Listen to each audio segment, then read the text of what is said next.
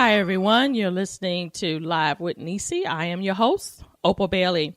Hey, this morning I got up and I began to walk around the trail over here in Merritt Island. And I'm telling you what, there's nothing like taking a morning walk, especially when you feel like you've stressed or things going, it's not going as well as you planned, or you already in your mind and already have your day already mapped out, and it's already seemed to be so busy to where you're like, you're already stressing in it. Taking a walk is the most beautiful thing, because not only did I walk, but I was able to see the sunrise that was rising over North Banana River over here in Merritt Island, the little walking trail. And it was so beautiful to be able to stop for a moment and notice the beauty in life. It is so important for us to really take time to notice the beauty in life, because our days are so full of schedules and meetings and family and children and school and whatever else that we want to add on to our plate, that we forget to take time to look at the beauty.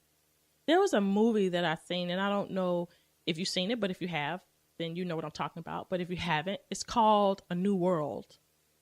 It is with Colin Farrell in it, and it's about Pocahontas. It's a really good movie. So if you haven't seen it, you need to look at it. But the one thing, it was a lot of good messages in the movie, but this one particular scene, Pocahontas, she mentioned these words. And she said, "Let me see the beauty in all that I do." Now, when you watch the movie, I'm not going to tell you, but the reason that she said that, because she came out of it was like a relationship kind of thing happened right there. But she didn't allow what she was going through to stop her. She didn't allow what she went through to hinder her, or she didn't allow what she experienced to overtake her. But she changed it. And she said, "Let me see the beauty in everything I do." And as I was walking around the trail, I was thinking about that movie. God speaks to me through a lot of movies, and I like movies that has a purpose, that has some kind of, example, life experience. I don't want to just be watching stuff to be watching things. Something that I can relate to. I like movies, like that. And I was thinking as I was walking, I was like, God, let me see the beauty in everything I do, regardless if it's hard. There's beauty in things that are difficult. There's beauty in things that's easy. There's beauty even in the uncertainties of things in our life that we want questions for. We want to have, we want to have a solution for. It's beauty even in the uncertainties of life. The only thing is that we have to choose to want to see it. Most of us tend to focus and stay, in a box, or look at what's wrong. And we focus on everything that's wrong. We even focus so much on everything that's wrong to where we stay in wrong. We stay in the past. We stay stuck. We don't allow ourselves to step over the wrong line and go into the possible line or the change line. We stay in the wrong line. And so everything comes out of our lens that shows what's wrong. But when we look at things and we say, okay, this is hard, this is difficult, this is challenging, man, this is painful, man, this is so hurtful. But even in all of these obstacles, we can overcome them if we have a right perception, if we have the right lens, if we're looking through the right lens, if we could say, you know what, there's beauty in this. There's beauty in this. And you may not know the outcome of it, but you can say, there's beauty in my journey while I walk through this, because I'm going to learn something.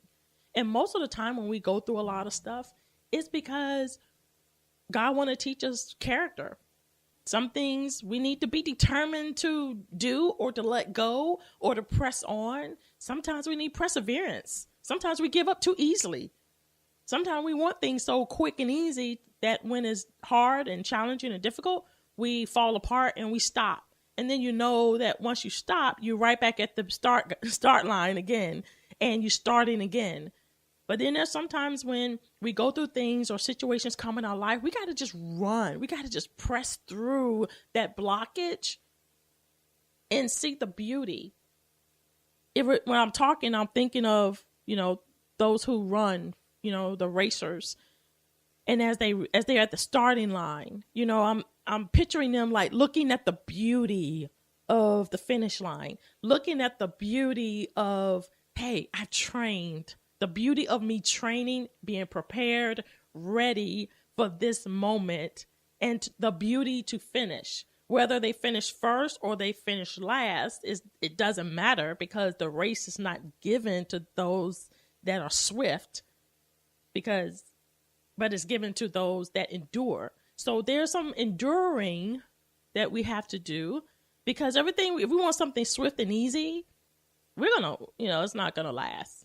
It never has. I know with me, it never lasts anything with me. Anything I wanted to do something quick and easy, or, I want to do it on my own and I want to halfway do it, it never lasts.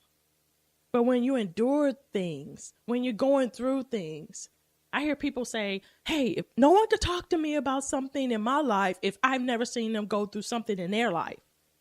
And that's true. How can you talk to someone about persevering and being determined and pushing through the pain and the hurt and the disappointment and the rejection if you've never been through it? You can't connect to them. There's no connection there. But even in all of the beauty, even in all of that, there's still a lesson inside of the beauty.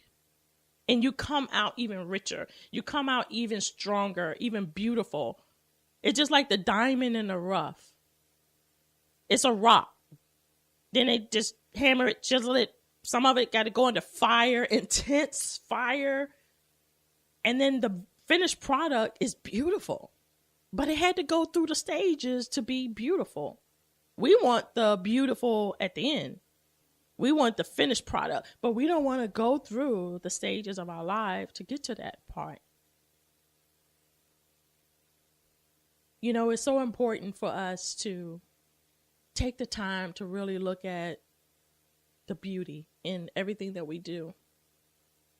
When I was having, when I had my, still single, but in my early years, raising my children, I didn't really see the beauty. I knew that children was a blessing. I did know that. But I was going through so much hard times that I didn't really see the beauty until I began to look at and expect something different.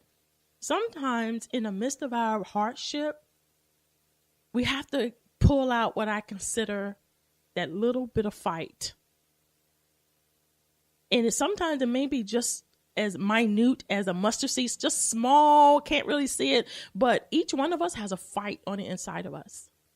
And that fight, if we cultivate it and we notice it, it will help us to move forward out of difficult things. It will help us to know that, hey, I can overcome this.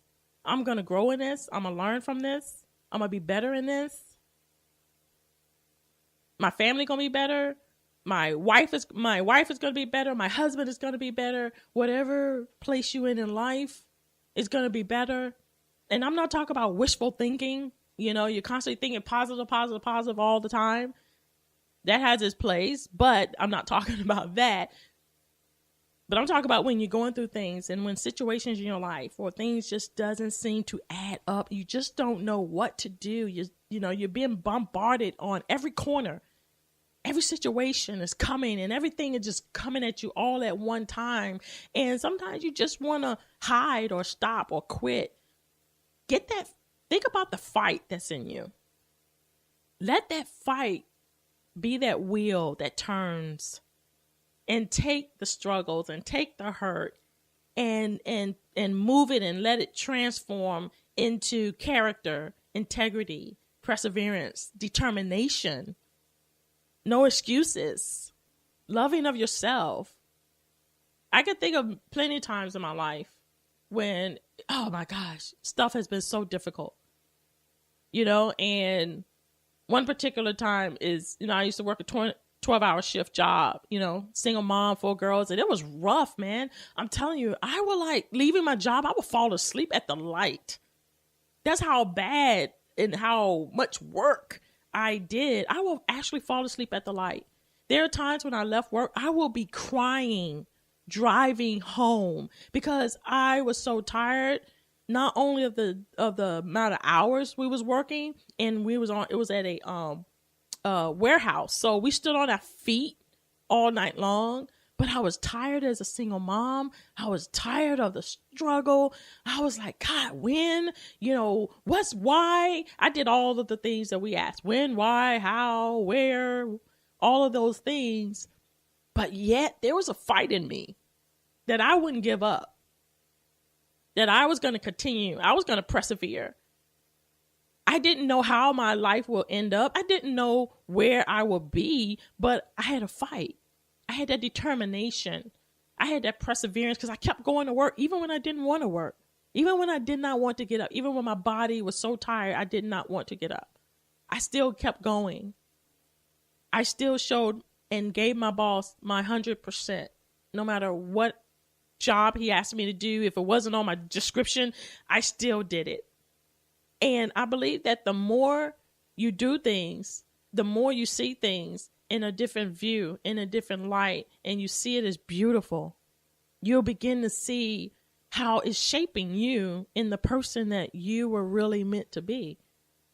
And it brings you to the place that you were really meant to be at. And when you're where you're supposed to be, nothing will shake you from that place. Things will come and it may knock you off the saddle, but you'll get right back on and you'll just keep on moving forward and you'll just keep on going, because I believe that one thing adds on and builds and strengthens for another. I don't believe one thing, just you face one thing and then that's it in life and that's the only lesson you learn. But I believe every little struggle, every hurt, every pain, every disappointment, every loss, every gain builds more and more in you. And when situations come, you will respond differently. You will be able to handle things. You will be able to be determined and you will persevere and you will have that tenacity. What my dad would say, get a backbone. You will have that backbone. You will be able to face it knowing that, you know what, I'm going through this right now, but look at the beauty that I'm going to learn in this. Look at the beauty that I'm going to be able to experience once I finish this. And I give you another example. I told you before, I'm in school and this never happened to me before. So it happened to me this week. So I'm preparing my paper for my school, for my course. And I had to do annotated, if I've said it wrong, I apologize, annotated bibliography. And it says from 10 years, okay, no, go back 10 years, no more than 10 years. So I'm like, yeah, cool. So I started it out right. Somehow or another, my brain kicked in and said, oh no, you did it wrong. So I redid it over. And so instead of getting the resources from 2007 to now, I went from 2007 and back. And I'm sitting here like, oh, yeah, my stuff is done. I'm ready. I'm ascended. But I wanted to look it over one more time. And it just happened that my daughter was talking to me about my paper. And I was like, yep. I said, I'm done. I said, I went back from 2007 on back. And she's like, Mom, you're supposed to go from 2007 to 2017. And I'm like, what? Now, granted, I started on this paper Thursday.